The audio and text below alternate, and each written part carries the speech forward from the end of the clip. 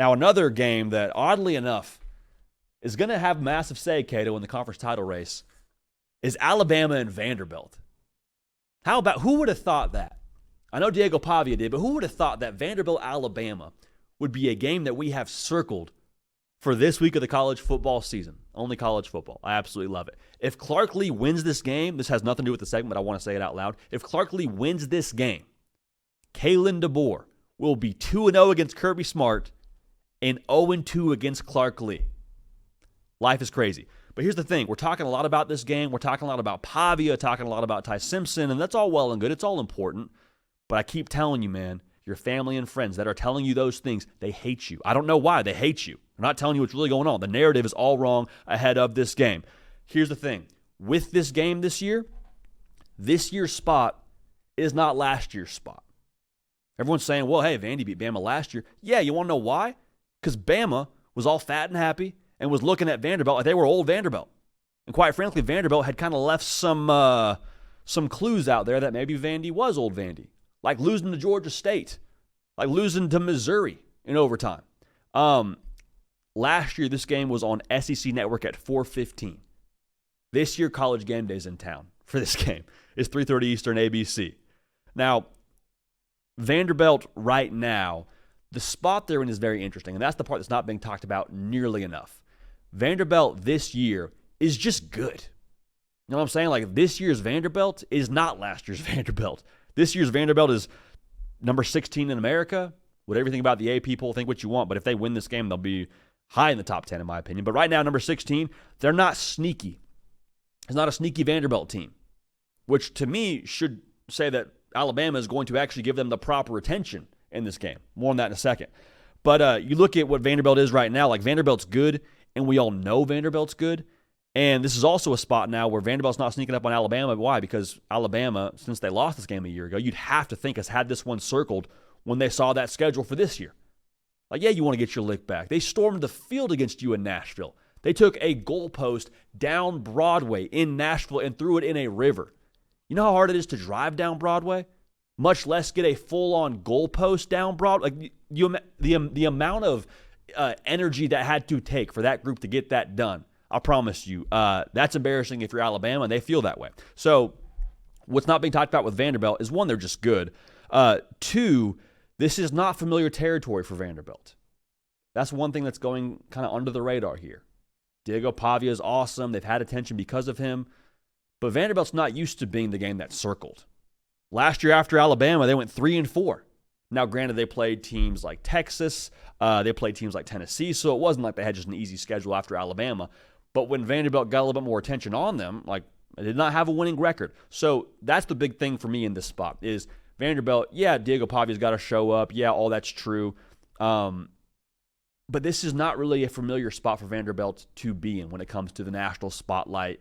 When was the last time Game Day not went to Vanderbilt, but had a game where they were featuring Vanderbilt? Because this game's in Tuscaloosa, so you're still not in Nashville. When was the last time that Game Day was doing specials on your quarterback? I guarantee that'll happen this weekend. So I'm here for that story, but the spot for Vanderbilt is not being talked about nearly enough, and that is going to have everything to do with this game. Because Vanderbilt, if they make any boneheaded mistakes, any like big time, first time in the spotlight mistakes, that will get you beat. Because they play low margin for error kind of football. It's the modern option, if you will. And they do it at a high level, but that kind of ball does not lend itself to playing down 10 points at any point in the game. So that's huge for Vanderbilt, the spot not being talked about nearly enough. Now, we also, I think, for Alabama, aren't talking nearly enough about their spot.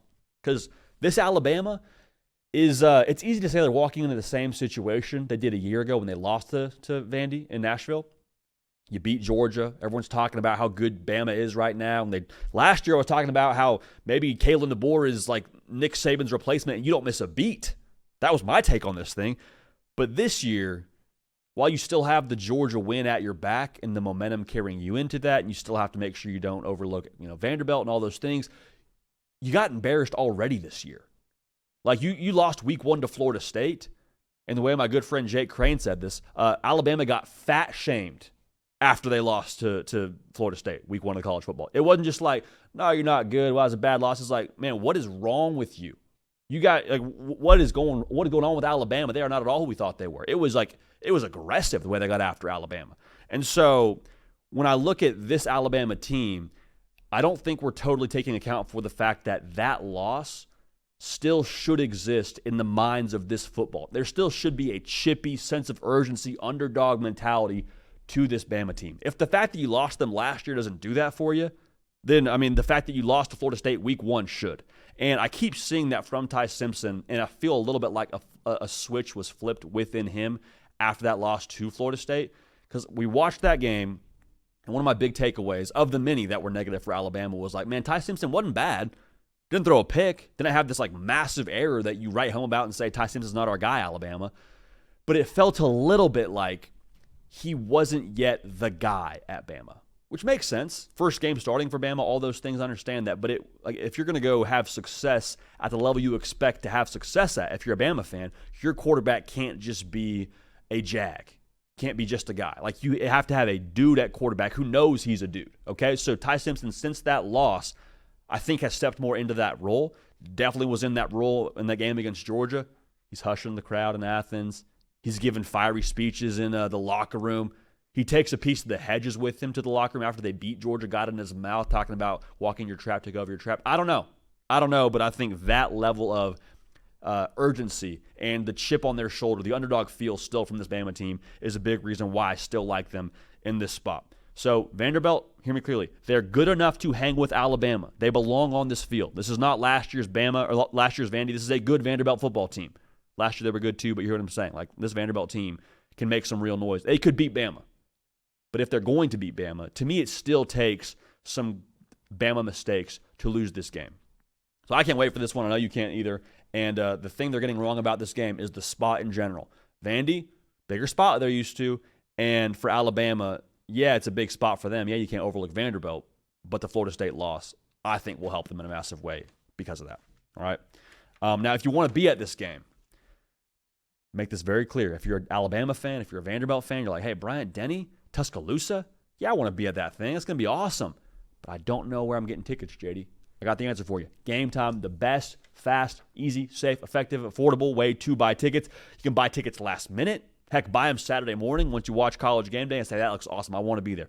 Buy a ticket using Game Time. You want to see your view from your seat before you buy it? No problem. Game Time has that feature on the app. Now, if you want to buy tickets and save money, hear me clearly. This is very important. Take the guesswork out of buying tickets. Download the Game Time app. Create an account. Use code HARDCOUNT, name of this show, HARDCOUNT, HARDCOUNT for $20 off your first purchase. Terms apply. Again, code HARDCOUNT, HARDCOUNT for $20 off. Swipe, tap, ticklet, download the Game Time app today.